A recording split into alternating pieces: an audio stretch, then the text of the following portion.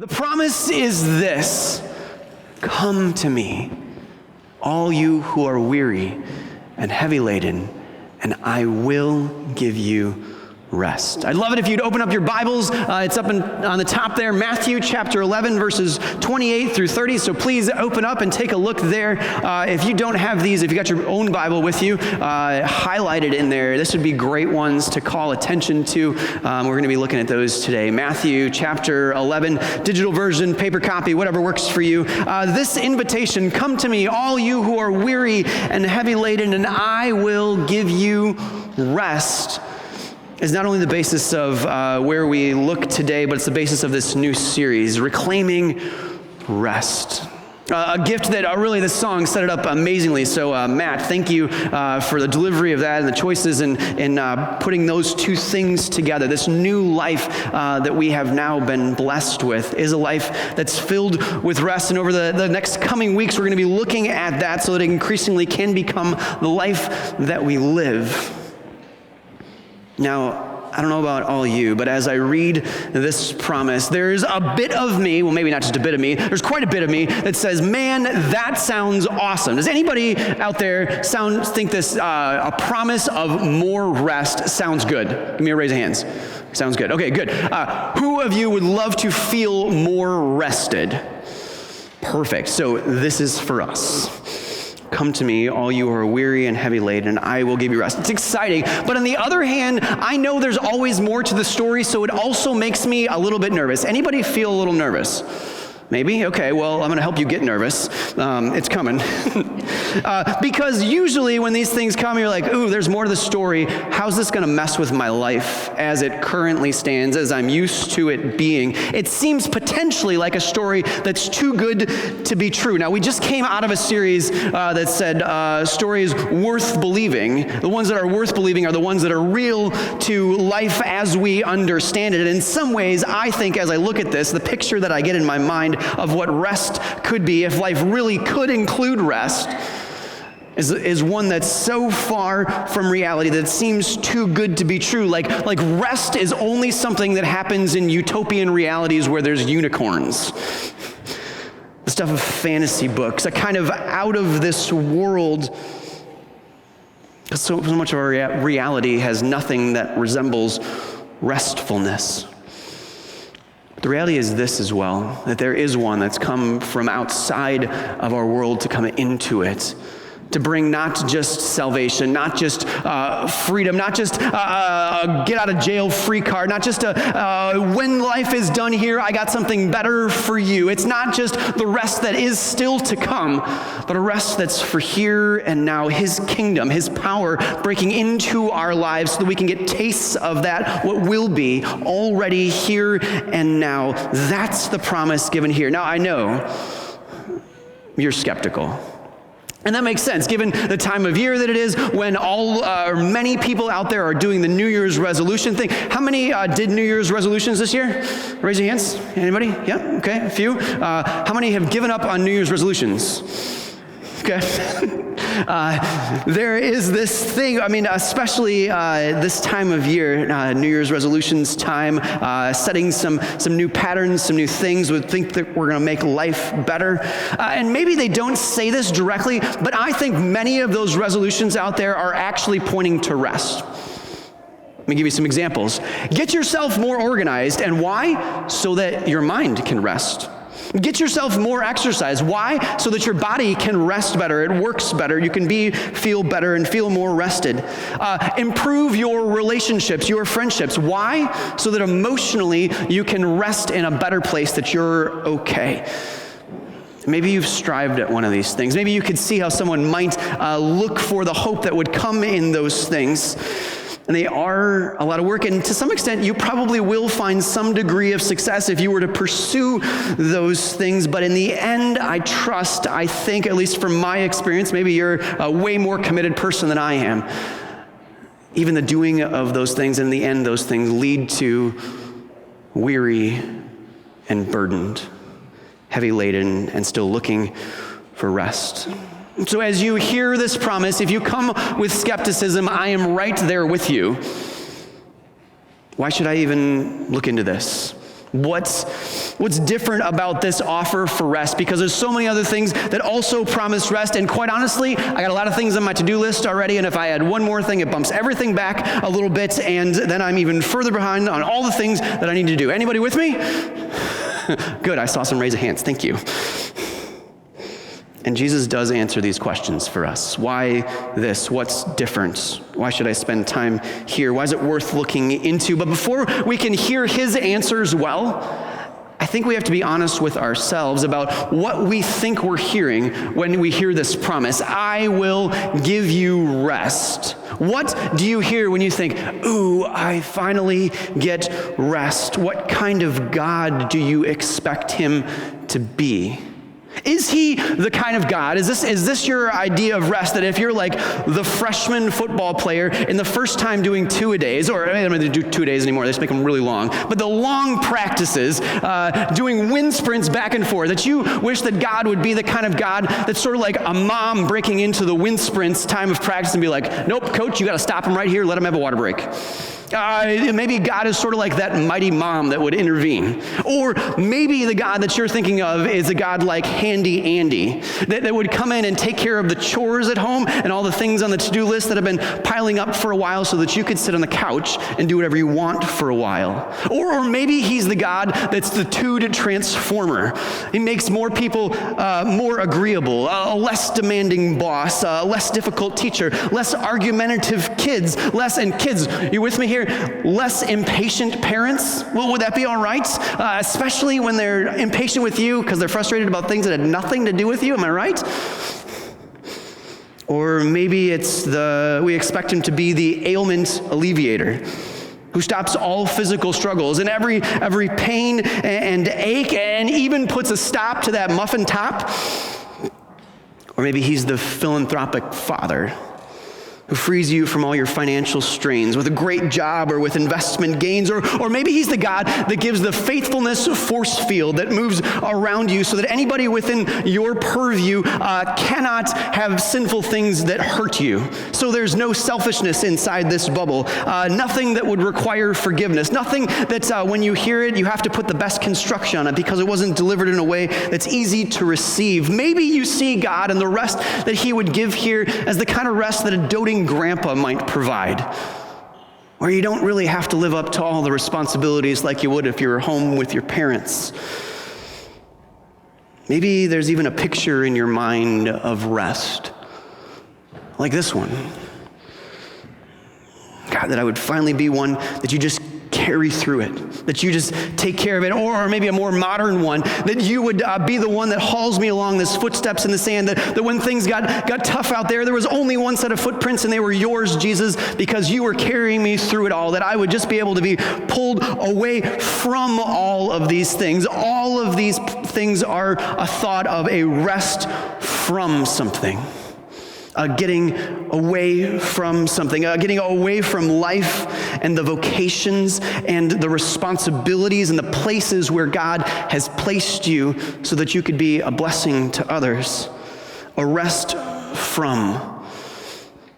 Now, all those sound pretty good, and to some extent, those are some of the ways that God's faithfulness, God's power can break into the world. But if that's the only rest that you're looking for, you're dreaming too small. Let me say that again. If that's the only rest that you're looking for, you're dreaming too small. Looking to God only for rest from things is like going to Culver's and only asking for a spoon. You're missing the best stuff that's available. His best is better than a temporary break from the crazy only to throw you back into it. The rest that Jesus does offer is not just a rest from some of the work, but a rest within the work that he's given you to do, within the struggles, right where he's put you, in the vocations, in the responsibilities within your life, within the wind sprints and the home chores and the facing of the bad attitudes and the physical strains and the financial ones, and when you're a victim of the sinfulness of other, and while you're living out the full expectations that he has on us to not only be hearers of God's word, but also those who do his word, of which included is accepting and receiving this invitation to come to me, all you who are weary and heavy laden, and I will give you rest. Now, I think that I hold on to a picture better than I hold on to words sometime. And in this case, Jesus gives us a picture of what this rest might look like. And it's better than just a rest from, it's this. Take my yoke upon you and learn from me. If you want to read along that you got opened there, this is verse 29. Take my yoke upon you and learn from me, for I am gentle and humble in heart, and you will find rest for your souls. For my yoke is easy and my burden is light. There is this taking on of a yoke, which I'll get to in just a second. But let me get to you first. And you will find rest for your souls is the promise here. So for those of you that have been holding out on all this, be like, I don't know, Pastor. Maybe this is just like that spiritual rest kind of thing. Like your soul's okay, but your body's falling apart. You're always running on half tank. You're always sleep deprived. You're always overworked, but your soul's okay. It is not that kind, or that your spirit's okay. It's not that kind of rest. This word soul is referring to the wholeness of your body, mind, spirit, relationships, your relationship with God, your relationship with other people. There's a wholeness and a rest within all of that. Doesn't that sound good? That the relief that you thought could only happen when you're removed from those things is a rest that you can actually experience in the midst of all those things. And here's the picture. Take my yoke upon you. This, my friends, is a yoke. Nothing to do with eggs that are runny or not or hard-boiled, but rather a piece of wood. This is a yoke with two connections in it, and it is used in farming in this way. It connects two animals together that they might pull something like a cart or a plow. Take my yoke upon you. So get out of the yoke that you're in or pulling things the way that you pull it, and instead be yoked together. Now we got to understand what a yoke is, and then I'll apply it to what Jesus' invitation is. A yoke with two animals put together, usually oxen, would be pulling together here. And why would you do this if you're a farmer? Well, if you have a young oxen ready to go, rearing, time to plow the field, and you hook this oxen up to the plow, he is going to get you going down the field, back and forth, back and forth, back and forth, and then he's going to tank out because he's exhausted. He sprinted his way through it. This is like the tortoise and the hare that just went after it and then ends up running out of gas. But if you put a young oxen yoked to an old, experienced, wise oxen, then they pull together and the old oxen sets the pace. And they make it through the field, back and forth, not as quickly at first, but in the end actually end up completing the whole thing, doing more work. So if any of you were wondering along the way, if this rest that Jesus promises, if this thing that he invites you into, if this new life that he's given you because death was arrested and our life has now begun, it is not a life of laziness, and it is not a life of inaction. It is a life of being wholly rested, not from the work, but working with Jesus. And so back to this picture, you're on one side and Jesus is on the other.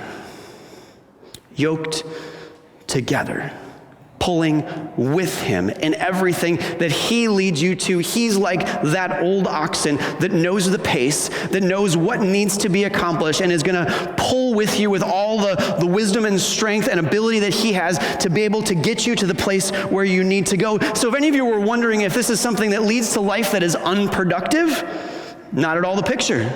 In fact, it's more productive in the right things and in a way that leaves you rested in the end. Hang on to that picture, being yoked together with Jesus. And I want to share with you some words of another translation of Matthew chapter 11. So the same verses that you read in your Bible, but it's from a translation called The Message, which sometimes gets a bad rap, but I think it does an amazing job here. And it's a translation that takes the ideas of the original text and puts it into the ideas of the current day. Basically, it was a pastor trying to help people understand God's word in a way that they could be at their own level instead of a word-to-word translation or phrase-to-phrase. And it pictures amazingly well this idea of being yoked together and what this looks like for us. 28 to 30. Are you tired? Are you worn out? You burned out on religion, on doing the things of church and knocking off all the tasks and stuff in this life, overworked and feel like you can never stop, worn out from all of those things? Come to me. Get away with me. You'll recover your life. There is some of this that isn't away from. But what you're going away to is a recovering of life how it's supposed to be. This new life that we've been given in our baptisms, that's delivered to us as we come to his table and we eat and drink, and the forgiveness is delivered there. His power is at work in our lives as we hear his word and trust his promises. Get away with me, and you'll recover the way life is actually supposed to be. And I'll show you how to take a real rest. And you're like, whoo, all right. And maybe all those pictures of resting from are coming through your mind. But here's what he describes that yoke to be. It's a walk with me, work with me, watch how I do it. Say that along with me. Walk with me, work with me, watch how I do it. Say it again. Walk with me, work with me, watch how I do it. Louder. Walk with me, work with me, watch how I do it. Scream it loud. Walk with me, work with me, watch how I do it.